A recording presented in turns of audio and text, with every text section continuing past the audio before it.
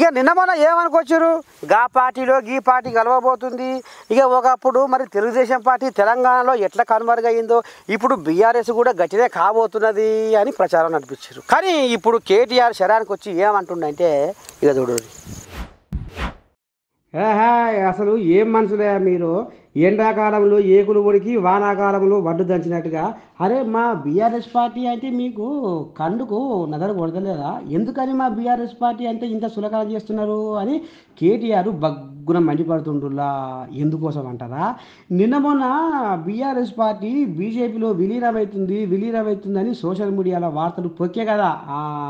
ఈ కథమతల మీద KTR press meet పెట్టి అస్సలకు ఎట్లా ఇదవుతుంది మీకు, ఎందుకు ఈ తప్పుడు ప్రచారం చేస్తున్నారు, ఎన్నటికీ మా బీఆర్ఎస్ పార్టీ బీజేపీలో విలీనం కాదు, ఇది ఉచ్చి ప్రచారం మాత్రమే, ఇంకా ఎవరన్నా ఇట్లా అట్లా అని ప్రచారం చేస్తారో వాళ్ళ మీద చట్టపరమైన చర్యలు తీసుకుంటాము, ఎండావాన కలిస్తే నక్కల పెళ్ళి అన్నట్టుగా ఎందుకు ఈ ఊకదప్పుడు ఉండే ఉపన్యాసాలతోటి పబ్బం కట్టుకుంటున్నారు అని గీతనికన అగ్గి మీద గుగ్గిలమవుతుండులా కేటీఆర్.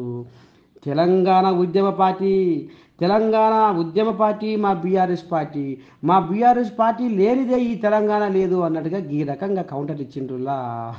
ఎందుకంటే ఇది నిన్న వాళ్ళు వీళ్ళు గాయగత్తలు లేపిరు కదా, గాలకు సురుకులు ఈ రకంగా తలిగిచ్చిండు కేటీఆర్ సార్.